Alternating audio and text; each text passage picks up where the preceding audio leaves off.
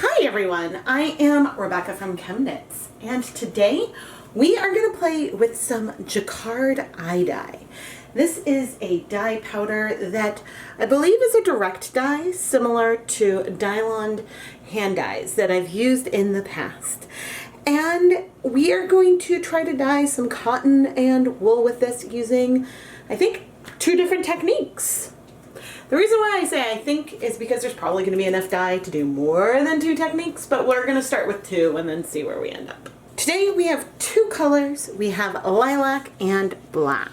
Now this dye is indicated for natural fabrics, and they don't specifically mention wool, but they do mention silk, cotton, and linen, and they actually provide instructions for using with the washing machine. But I guess there's more instructions inside, so I'm going to go ahead and open up the packet. I actually bought this a while ago, so hopefully it is not bad.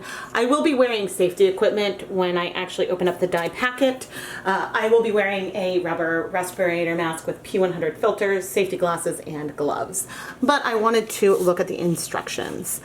So they do note that you should make sure to use dedicated dye equipment that is not used for the preparation of food, and to read all instructions before starting. There's a stovetop method, which maybe I was debating between like trying to hand paint it and steaming kind of technique, but let me go and quickly read these. I'm definitely not going to do the washing machine instructions, but the stovetop methods are consistent with other dyes that we've played with. They recommend adding a cup of non-iodized salt if you're going to be dyeing cotton, or if you're dyeing silk, and therefore probably wool as well, to add some vinegar to the dye bath. I still think that rather than an immersion technique, I want to try some speckling first, but maybe we'll do speckling and then we'll move on to doing something that is full immersion with, maybe we'll just use one of the colors. Maybe since I opened it, we'll stick with the purple and save the black. I have not entirely decided. Either way, heat is required / recommended in some capacity. I believe Dyelon is a cold water dye, so there wasn't heat recommended in the instructions. You sort of let it sit at room temperature, and I don't remember if we even started with hot water in that case, but we will be steam setting everything that we dye. So we're gonna just give this a shot. As for our yarn today, I have 2 types of 100% cotton yarn. There is Knit Picks Dishie, which is in this blue color.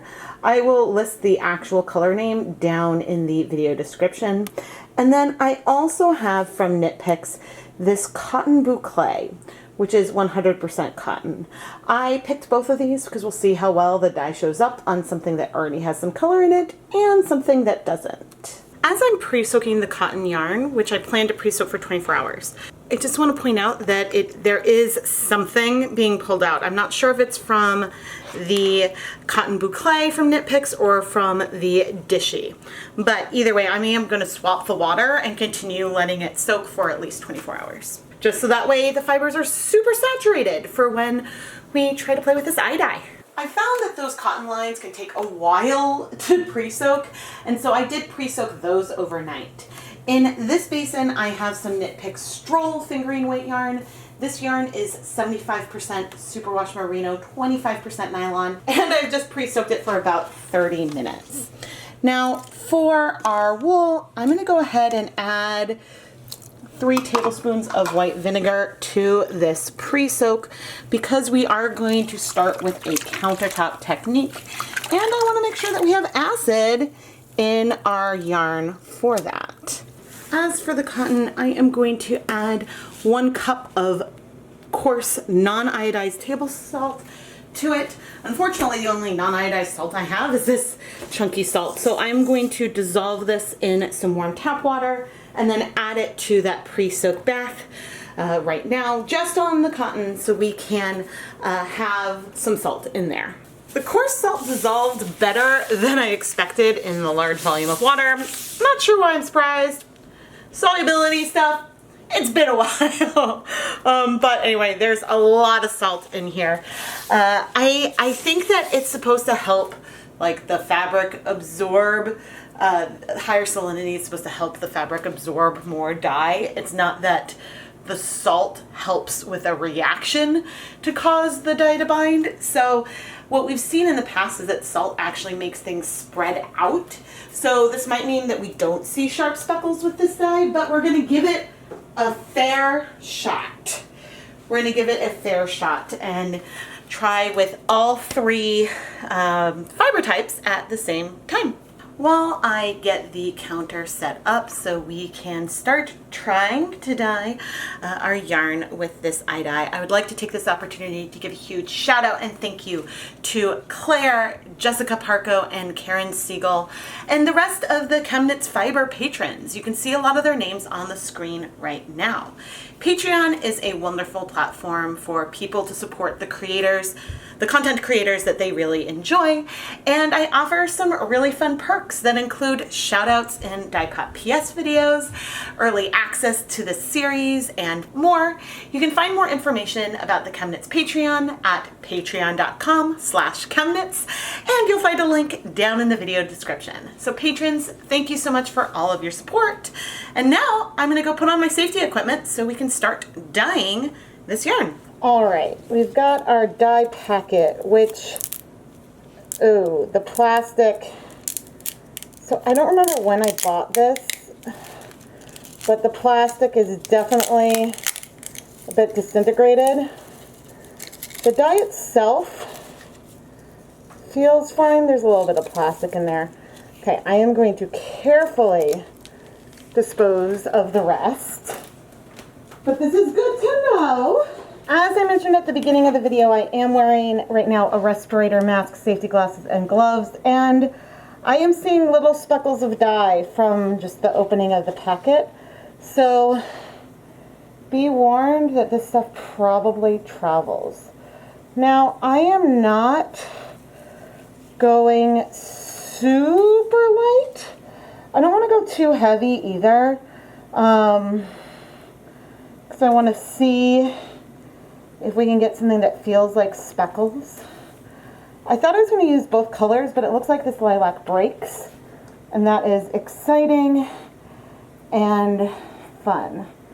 Thus far, the only way I have found that really works for speckles on cotton, for actually getting some sharp speckles, was the RIT powder. So I'm curious if this will work as well. And by as well, I mean also, not like as well. I definitely see purple and blue specks in here. And it's possible I squeezed a little too much liquid out of some of these colors. But now I'm going to rinse my hands, we're going to flip the yarn, and we're going to add dye to the other side. The reason why I'm washing off my hands is because I don't want to like cause things to change, but I don't like how messy this feels. Like a lot of times when I'm dealing with acid dye powder, I don't see a lot of spread of that dye. Now here, as I'm spreading things out, there is a chance for some of this dye to move and be pressed and spread out. So I just sort of want to acknowledge that. But we will see a difference if we get some sharp speckles in here versus if we see something more like when we tried to speckle with tie-dye powder, with tulip one-step tie-dye powder. And in that we get beautiful watercolor spread, but we don't get sharp speckles, whoops, at all. Now, I think that this said that there's enough dye in here to dye pounds of fiber, and I honestly don't think that's what we're going to do today. I suppose technically we will be dyeing 1.5 pounds of fiber, but I mean that includes this, what we're doing with speckling, and so we're not using like proportionally that much of this pigment.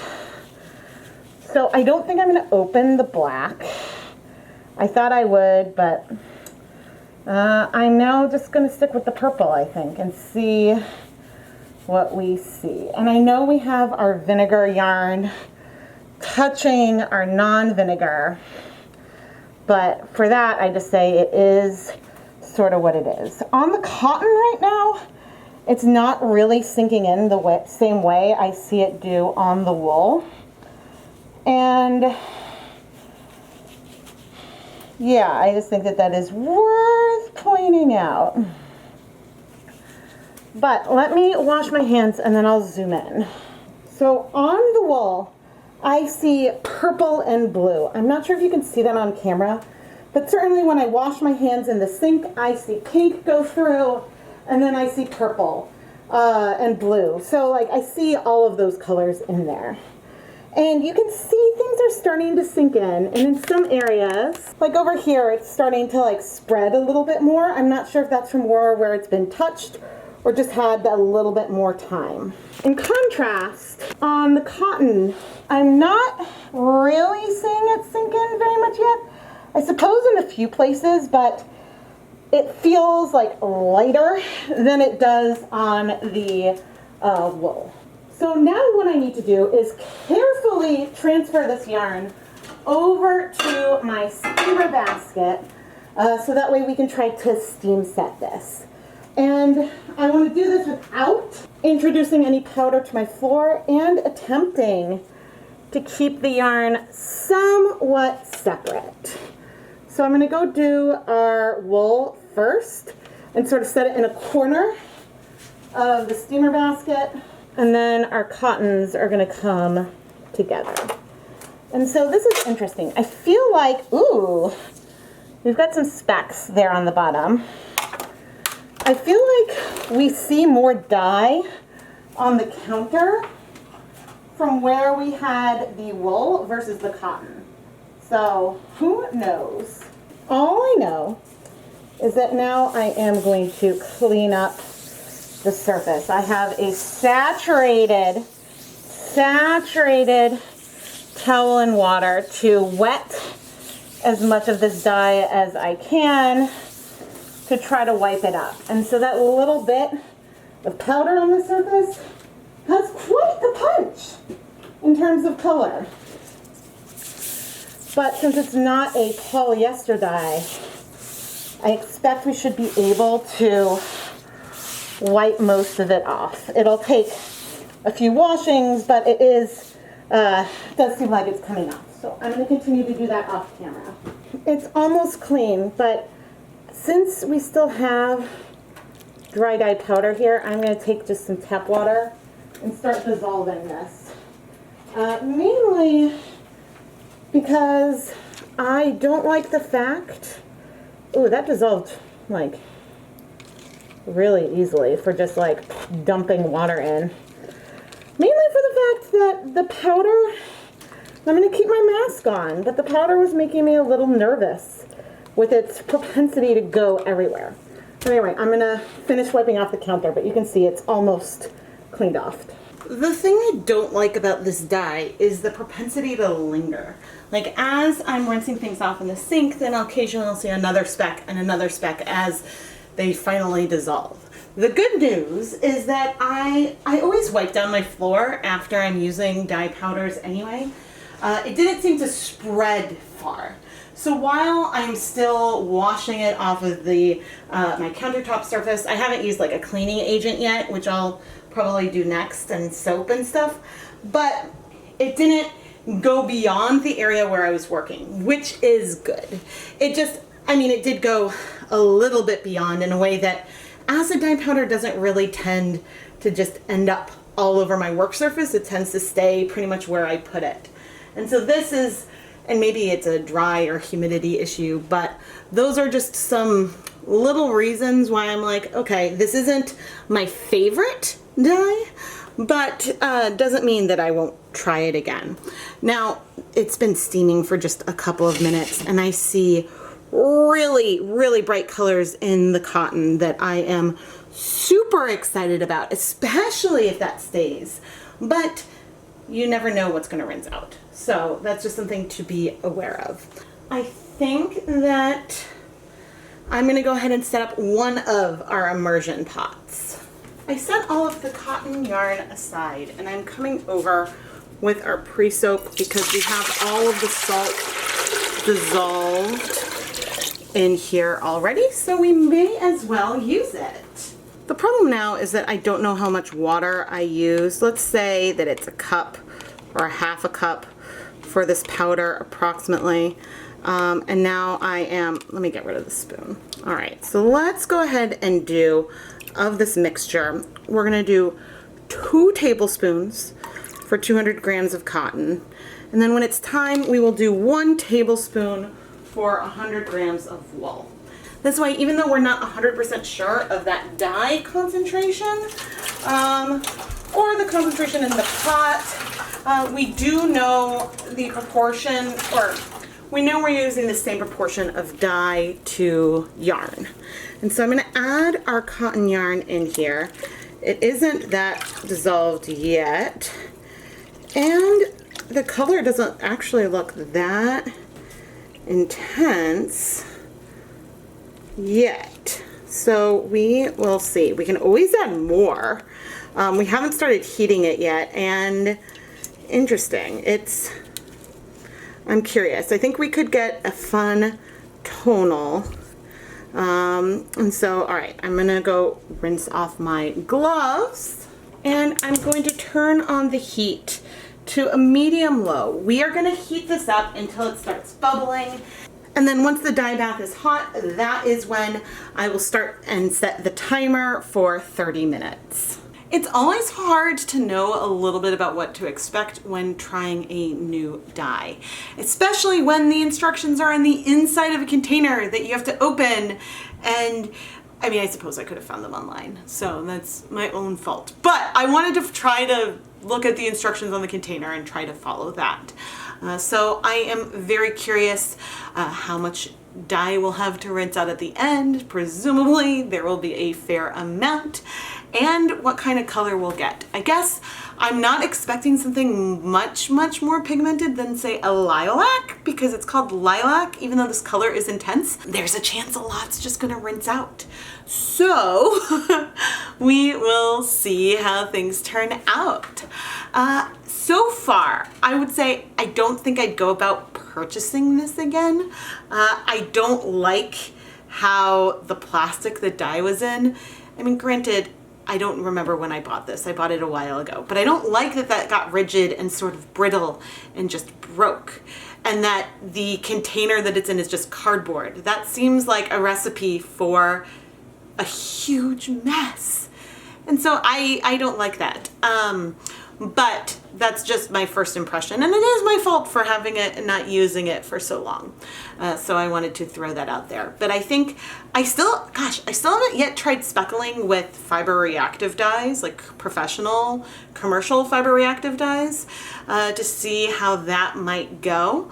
Honestly, I'm a little nervous because it dyes so much stuff, which is probably why I don't use it as much as acid dyes, which I know, you know, I've been very lucky. I haven't had a major spill yet, but any like little spills have been easily cleaned up. So anyway, I will come back when the pot is at temp and we will see how this is going. Don't get me wrong. I'm very excited to be trying this and exploring this.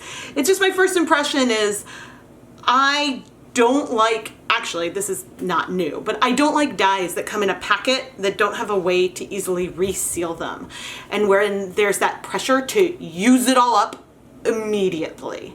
That adds a pressure that I don't like. I don't like wasting dye. So that is just something that is very much on my mind as I'm doing this. In general, my favorite dyes are ones that come in some kind of bottle, whether it's a liquid or not, that I can store and save until I'm ready to use it for another project, versus the pressure to use it all now. And I'm not about to put dye in my washing machine. I suppose if it comes to a point when I'm going to replace the washing machine, then maybe we will try that. But yeah, I'm not going to dye yarn in my washing machine. or clothes or anything. It has been 20 minutes and we're still not quite hot here. I just wanted to come and show how it was going and also show how very blue everything looks right now. Meanwhile, the 30 minutes are up on our steamer basket. So I am going to turn off the heat, and right now it looks like we've got beautiful speckles on all of the cotton. So that is awesome. I am now going to remove all of this yarn so it can cool. And then we can wash it. So I'm going to set this aside. And I definitely need to wash the steamer insert, but I'm curious. Okay, there's no color transfer in there, which is really nice. Now this pot is a little warm already, but I am going to come in and we're going to get ready to dye the Stroll fingering weight yarn. I'm gonna add a tablespoon of dye. I'm gonna pour in that pre-soak that had 3 tablespoons of white vinegar. May as well use that. And then we're gonna add our yarn. Now I think that the water volume this time is greater than what we have in the other pan. And I'm going to turn the heat back on in a second, and once again we are going to try to bring, ooh, that's pretty color, and then once again we are going to try to bring the dye bath to a simmer, so then we can heat it for 30 minutes.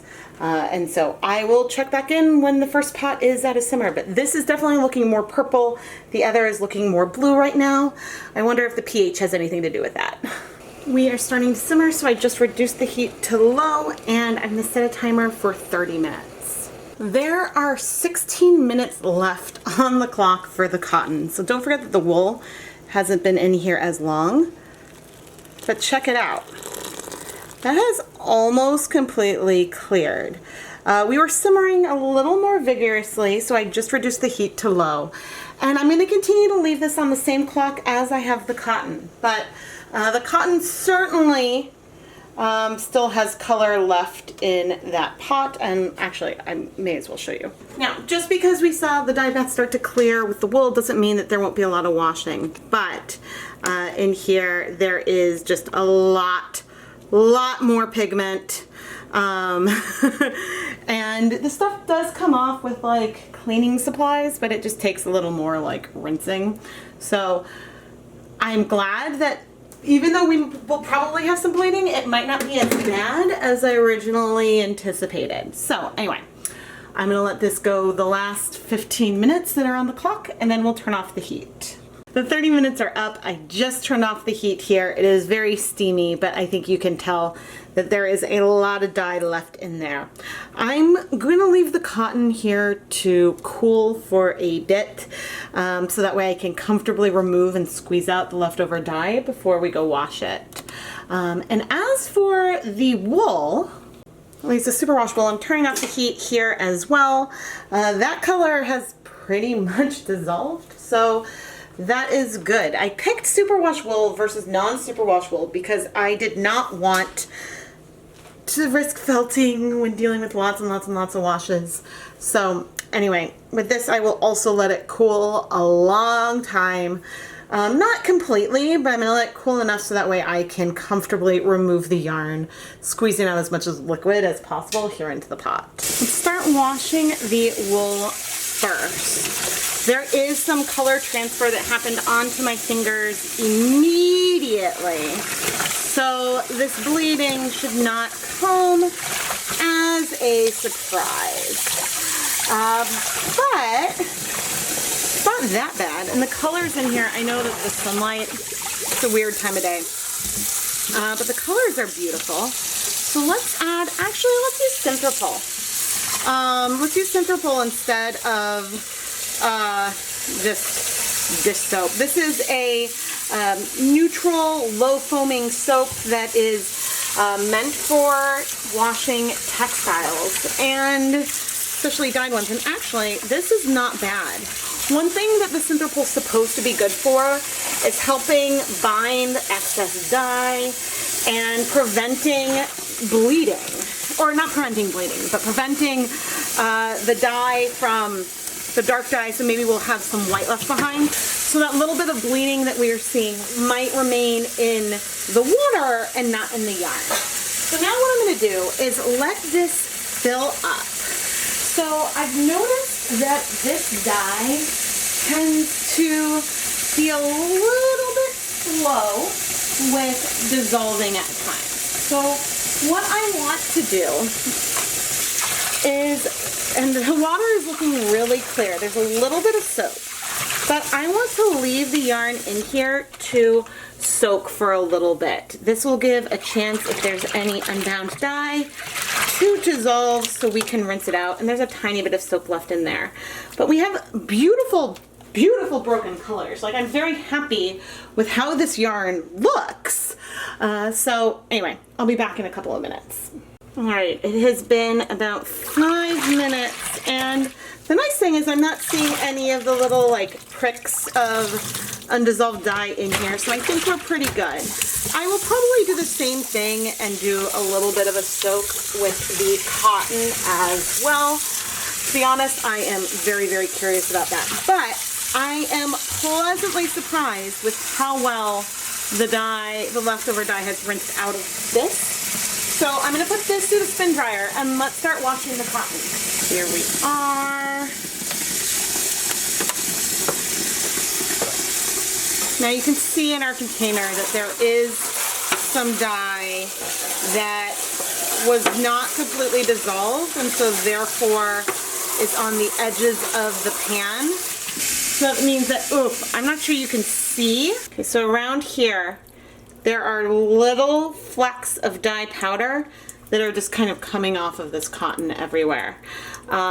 You can see those streaks and rivers, and that's not what we saw with the wool. I think that there's a huge absorbency difference. Maybe I squeezed out more water from this so it didn't all go on, but we are seeing a huge, huge difference immediately with this first dip. Now, this dye rinsing out doesn't seem to be going into the cotton, so that might be good. But see what I mean about the streaks of dye that we see? If we get it wet, it should rinse out. But this is what we did not see on that wool. So I'm now going to come in with some Simferopol. Oops, I probably added a bit too much. A fair bit too much, but hopefully this will help pull out some of this dye and keep us from staining the background too much. And I will be hosing down the sink as I go, just to make sure that we have all of this dye dissolved and trying not to stain anything. I do see loads of color coming out, but I also see some broad speckles, but we do have some sharp speckles on here too that I'm very excited to take a closer look at once dry. So I think what I want to do, let's see. All right, I'm not seeing lots of streaks anymore. I'm going to fill this up, and I am going to let all of the yarn soak in here. I'm going to fill it up all the way. I'm going to let the yarn soak in here for at least 5 minutes to hopefully give some of that dye time to dissolve as needed, and then we will be back. I'm so excited with some of the speckles I see on the blue. One reason why I picked both of these bases is that the Dishie has a more typical cotton spin and blend, whereas the cotton boucle is a little, like, one of the plies is so thick that it absorbs dye a little differently. And, well, I didn't have a white Dishie on hand, and so that's why I grabbed both, so that way we could compare. I'm very excited with the sharp speckles that I see there. Now, there's still dye to rinse out, but I'm glad I'm not seeing any more streaks. That means that the dye powder that was on here that still needed dissolving is dissolving. So that is good. And now, let's see how we're doing. Okay, still some dye, but I'm gonna go ahead and work on rinsing this out, and I will check back in. But certainly we are seeing improvements. Okay, a few rinses later in warm and cold, and things have appeared to stop bleeding. Now, a downside of a dye like this is it's not necessarily as wash fast as, well, it's definitely not as wash fast as fiber reactive dyes. So overall, the results are beautiful. It was not as fun to work with as some other dyes I've used, but the results are good. So take that, you know, take my preferences into account with that. But this is beautiful. Anyway, I'm gonna put this through a spin dryer, hang it to dry, and then once our tonals have cooled, we will deal with those. The pot is still steamy, but I do want to remove the yarn, mainly because I want to be able to wash the pot. Yeah, and it looks like, I mean, it's a gorgeous tonal, and it looks like there's some resist points. I mean, this really does work really well. This is clear, and I hypothesize, I think it shouldn't be too hard, well that's good, to wash this excess dye off of the edge. So that is what we're gonna go do with that pot off camera. Meanwhile, let's try, oof, I see some like really, really pretty color in here. I'm trying really hard to not splash.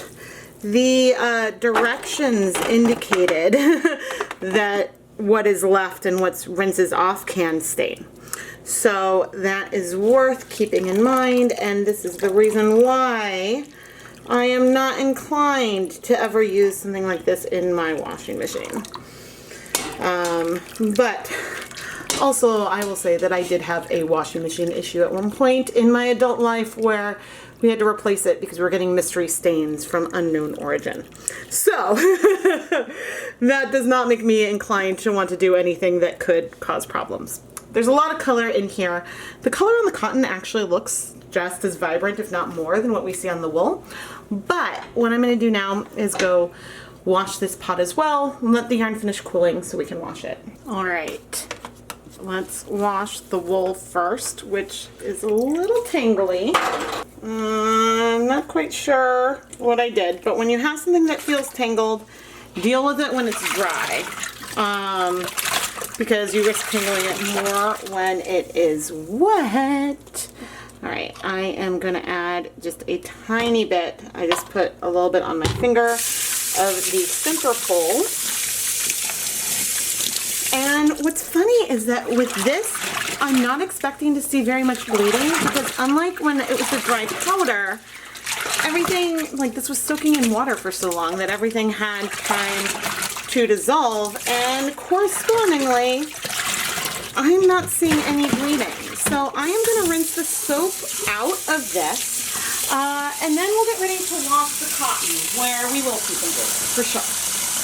Let's wash the cotton together. This time I'm less concerned about bleeding, and actually I'm not seeing any color on the pan, which is always nice. I'm less concerned about bleeding, and I'm more concerned, well actually, I mean, I guess bleeding is still a concern. Alright, bleeding is still a concern. The reason why I'm less concerned about it overall is that again, I don't think that we're going to see lots of little, there's a few powders actually. Oh, you know what? The salt could make a huge difference in how the dyes dissolve, and that could be a big reason why things are different. I wonder how, I wonder how it would react if we had salt with vinegar. But anyway, my point is more that the bleeding isn't, we're expecting it, and this time I'm less concerned just because since we've got a tonal, we don't have pale pastel areas on the yarn where this will make a difference. I am surprised with how similar the color is feeling on both of these bases right now, but there's a lot of bleeding. I mean, nothing that we can't handle. What's bleeding is way more purple than what I see on the yarn, which is absolutely more blue. There were definitely different colored pigments in there, and they seem to be binding at different rates. So I am going to keep washing. I'm expecting it to take a few washes, but I will come back when things are clear. I think it's time to say da da da da. It is clear. The rinsing honestly isn't that bad, and I think I used a real appropriate amount of dye. Not that I know exactly how much I had, but the color is beautiful. I'm curious to see what it'll look like dry, but it's a beautiful saturated color on cotton. And so again, this worked really well. I think I'm being extremely picky when I say, okay, this isn't my favorite. It's a great option. And we'll dive into the affordability and things in our conclusions. So I'm gonna go put this through the spin dryer, hang everything up to dry, and then let's talk. I have had this Jacquard iDye in my stash for a really, really long time. And I have to say, it performed really, really well. All of this yarn was dyed with just one packet of the Jacquard iDye in the color lilac. And we'll talk a little bit more about the two different techniques we explored in a moment. But broadly, there was enough dye for me to dye a lot more yarn. I mentioned as I was dyeing that this dye is not my favorite. And really, I suppose that I prefer dyes that are easy to store and have a container that you can open and close and store, and you don't feel pressured to use it all at once. Sometimes the pressure of using up all of the dye when you don't have fiber prepared and things like that can be a little stressful. One packet of Jacquard iDye is around $4 at a big box retailer. And it's great that it's something that you can find in person at, I don't know if you can find it at Michael's, but I found it at Joann Fabrics. But one jar of Jacquard acid dyes, a little half-ounce jar, is under $4 and is I think a better dye to use to dye wool-based yarn at least. Jacquard Procyon fiber reactive dyes, I have no idea by the way if I'm saying that correctly, those run for 2/3 of an ounce. You can get for about a jar for about $5. Now you do need soda ash with them to dye cotton, so why go for the iDye? From what I've read, the iDyes don't have the color fastness of either acid dyes or fiber reactive dyes. What this does have is an ease of use in that it dissolved extremely readily in warm tap water, and you just need vinegar or salt. So you don't have to have soda ash for dyeing cotton. And it worked. These colors that we got on the cotton are gorgeous. Maybe not the color that I was expecting, but they're still saturated. We got lovely speckles. So there's an ease of use there. But this really is intended for a washing machine or something like that. And so maybe that's it. Maybe that the intent of the iDye is to allow someone to easily dye or over dye something versus having a dye that you would use like a box of crayons to play with over and over. It's intended as a one-time use thing, and so therefore I guess it's marketed a little differently. So do I recommend it? I think that if you saw it and you wanted to play with it, yeah, sure, I recommend it. I think that if you're going and setting up, you know, your dye library because you want to do it as a hobby and play with it over and over again, maybe I would look at the acid or fiber reactive dye lines even within Jacquard. Just in terms of ease of use, and the costs are all fairly comparable. I mean, it depends where you buy them, but this also just means I really need to see if I can speckle on cotton with fiber reactive dyes. I haven't tried that yet. I don't know why I'm so nervous to play with the fiber reactive dyes more. Maybe it's the rinsing. I don't know. I think in general on wool, I prefer to use acid dyes, but I ordered a lot more cotton to have some in my stash so that way I can play around with dyeing more. And so I hope, especially as we head towards summer, I feel more comfortable doing this. Maybe my nervousness honestly comes from like afraid that I'm going to stain my house because the fiber reactive dyes will stain a lot more things that I use. I don't know, but all right, I've been talking a lot. Let's take a closer look at the yarn. The speckles are absolutely delightful. There was a lot of spread that we have here on the wool. You can see some areas where we have sharp, fine speckles, but then a lot of areas where the colors spread more and we have more splotch. And I have a feeling that's because that yarn is so absorbent and the dye, which is funny to say the wool is more absorbent, but the dye just sunk in really quickly. Oh, maybe? So on the cotton boucle, we also see a fair amount of spread, but there's also sharp speckles. And don't forget that the twist here is lighter because we've got that thin ply and that thick ply. The color absolutely broke. The hues feel more purple on our superwash wool, and I see more purple and then blue on the cotton. But when we get to the Dishie, here the speckles are sharp. And I have a feeling it's because it didn't sink in that far that fast. But this is absolutely incredible, especially going back and using some of these yarn bases with, for example, Tulip one-step tie-dye. And when I've tried to speckle with that on yarn, and who knows, maybe if I tried to go lighter now, I would be able to achieve it. But with that, the colors, oh, have I tried speckling with it and then steam set? Or have I only done like a longer 24-hour wait? I don't remember.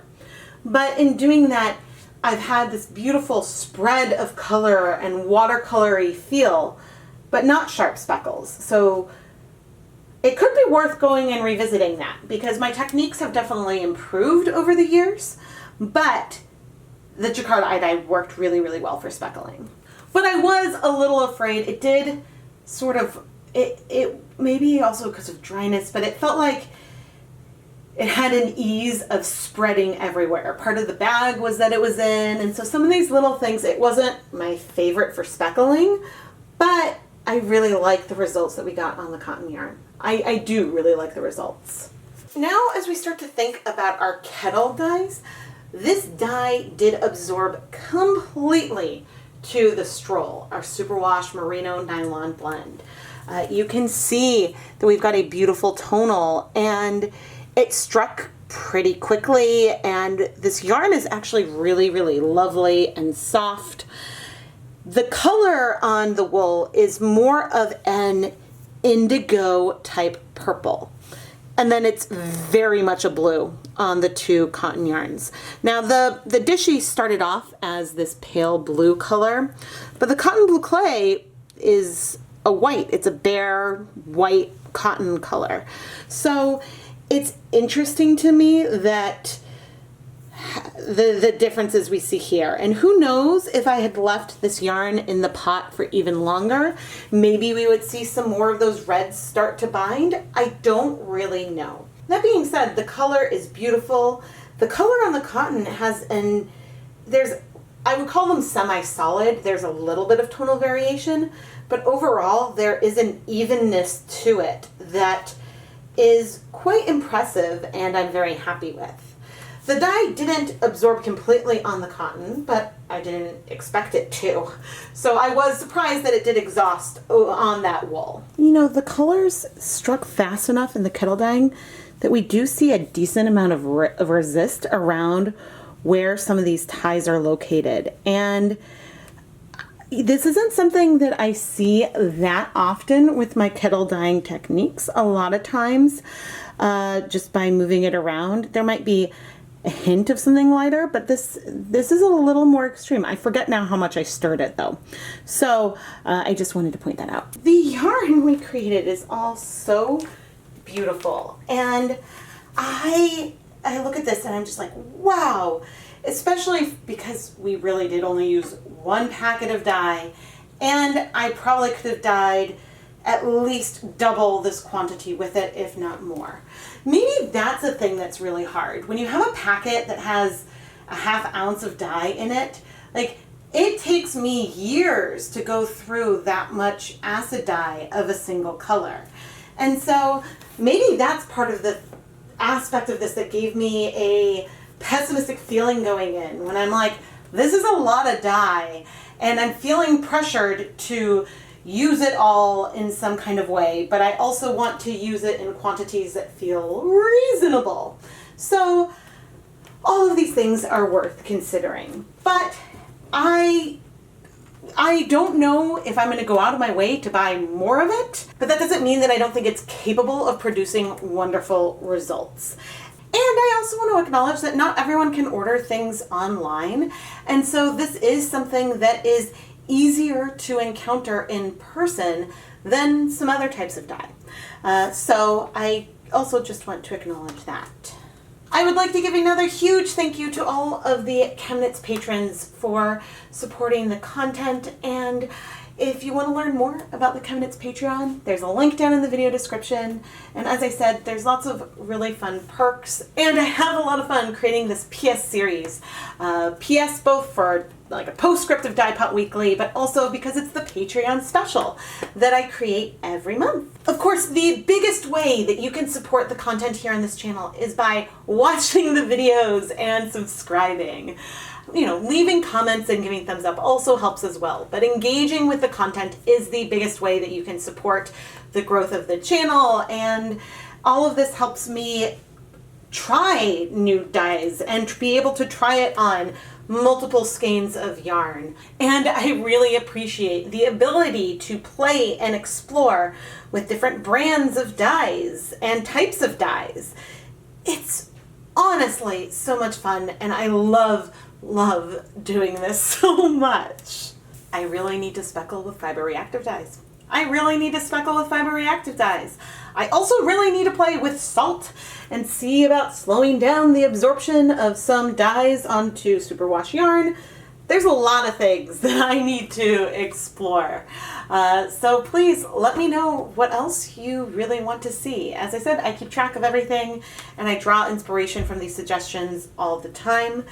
And man, I've just been feeling really inspired lately, and feeling bad that there's just one of me because there's limited number of hours in a week that I can film. But we have so much fun stuff coming up, and so I can't wait to share it with you. Thank you so much for watching.